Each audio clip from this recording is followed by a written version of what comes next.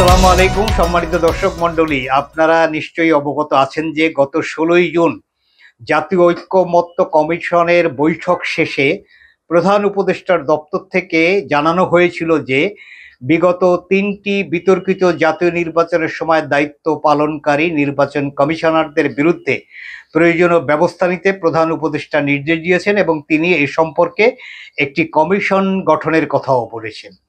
এরপরেই রাজনৈতিক অঙ্গনে আমরা একটা নাড়াচাড়া বা চাঞ্চল্য দেখেছি এবং গতকাল 22শে জুন প্রধান রাজনৈতিক দল বিএনপির পক্ষ থেকে এই 3জন প্রধান নির্বাচন কমিশনার সহ ওই সময় দায়িত্বরত অন্যান্য কমিশনার এবং কর্মকর্তাদের বিরুদ্ধে একটি অভিযোগ বর্তমান প্রধান নির্বাচন কমিশনার জনাব নাসির উদ্দিনের কাছে পৌঁছে দেওয়া হয়েছে। বিএনপি মহাসচিব এই অভিযোগে স্বাক্ষর করেছেন। অভিযোগটি পৌঁছে দিতে বিএনপির জাতীয় নির্বাহী কমিটির সম্মানিত সদস্য, যিনি মামলা ও তথ্য সংরক্ষণ সমন্বয়কের দায়িত্ব পালন করছেন, তার নেতৃত্বে একটি টিম নির্বাচন কমিশনে গিয়েছিল এবং জনাব সালাউদ্দিন আরও জানিয়েছেন যে ইতিমধ্যে বিএনপির পক্ষ থেকে মোট 24 জনকে অভিযুক্ত করে একটি মামলা শেরেবাংলা নগর থানায় দায়ের করা হয়েছে।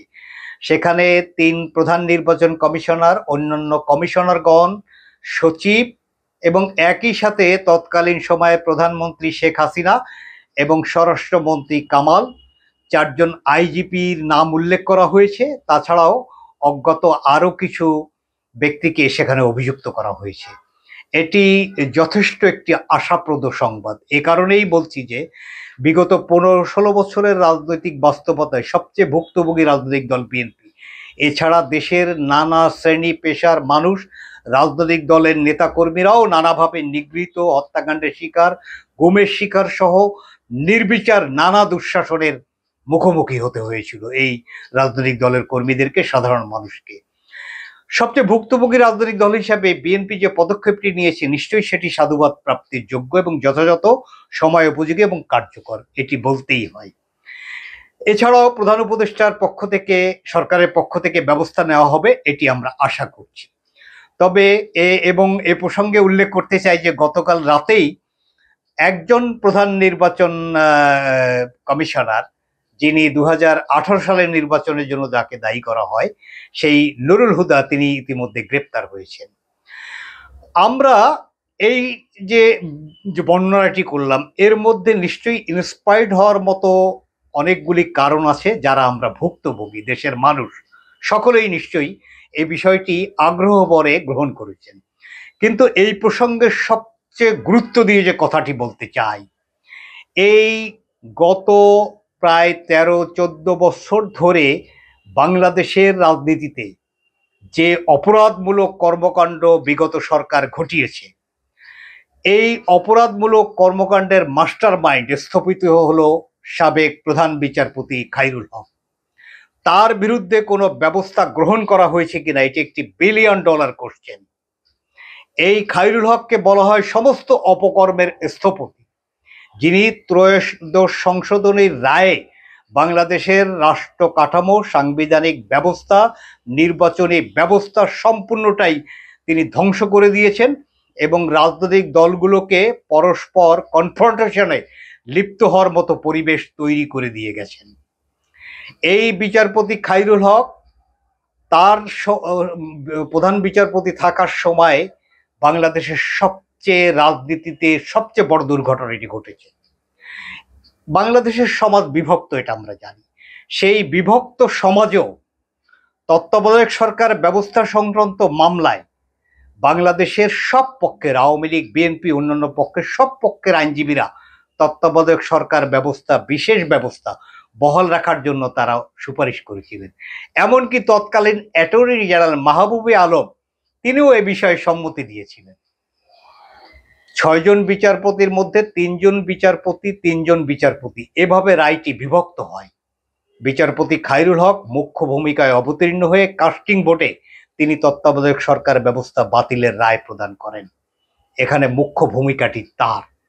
সেদিন কোর্টে একজন প্রবীণ বিচারাঙ্গনের একজন প্রবীণ মানুষ, আইনজ্ঞ টি.এইচ. খান তিনি বলেছিলেন তত্ত্বাবধায়ক সরকার ব্যবস্থা যদি বাতিল হয় দেশ গভীর সংকটে পড়বে, এমনকি গৃহযুদ্ধ লেগে যেতে পারে।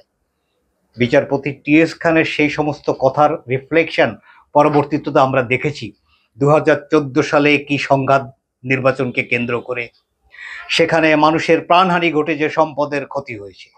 2018 সালে 2024 সালে আমরা দেখেছি 2014 সালে এমন একটি নির্বাচন হলো যেখানে 300 জনের মধ্যে 153 জন তারা বিনা প্রতিদ্বন্দ্বিতায় নির্বাচিত হয়ে গেলেন। তৎকালীন সময় রকিবউদ্দিন ছিলেন সিএসি। 2018 সালে দিনের ভোট রাতে হলো এবং একটা অভিনব নির্বাচন ব্যবস্থা বাংলাদেশে চালু হলো। তৎকালীন সময়ে এই নুরুল হুদা তিনি ছিলেন প্রধান নির্বাচন কমিশনার। আর 2024 সালের 7ই জানুয়ারিতে আপনারা দেখেছেন কোনো প্রতিপক্ষ না থাকায় আমি ডামি আমরার মামুরা এই নির্বাচনী ব্যবস্থা বাংলাদেশে চালু হলো, যেটার মাস্টারমাইন্ড ছিলেন তৎকালীন সময়ে কাজী হাবিবুল আউয়াল।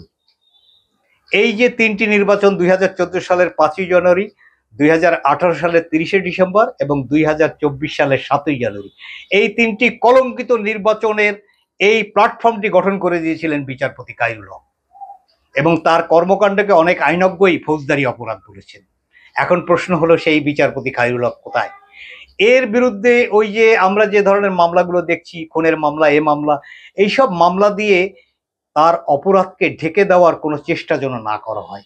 তার বিরুদ্ধে সুনির্দিষ্ট সংবিধান লঙ্ঘন, বিচারপতি হিসেবে আচরণবিধি লঙ্ঘন এবং ফৌজদারি অপরাধে তার বিরুদ্ধে মামলা করে দৃষ্টান্তমূলক ব্যবস্থা গ্রহণ না করলে বাংলাদেশে এই ধরনের অপকর্ম সম্পর্কে মানুষ সঠিক ধারণা পাবেন না এবং এটার বিচার হওয়া দরকার। আমি এখানে দুজন অন্তত বিখ্যাত মানুষের কথা উল্লেখ করতে চাই যে বিচারপতি খায়রুল হকের অপরাধটা কোন মাপের। আপনারা একজন নির্বাচন কমিশনারের কথা জানেন যিনি খুব আলোচিত ছিলেন, মাহবুব তালুকদার। একাই তিনি স্রোতের বিপক্ষে লড়ে গেছেন কাজী নুরুল হুদার সময়।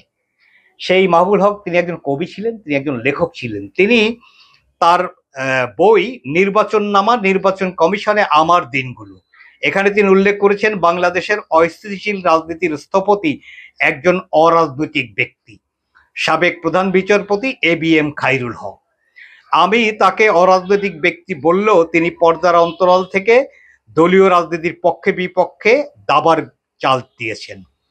প্রধান বিচারপতির আসনে থেকে তিনি রাজনৈতিক উদ্দেশ্য হাসিলের জন্য যে ঘটনাটি ঘটান তার নাম সংবিধানের 'ত্রয়োদশ সংশোধনী সংক্রান্ত রায়'।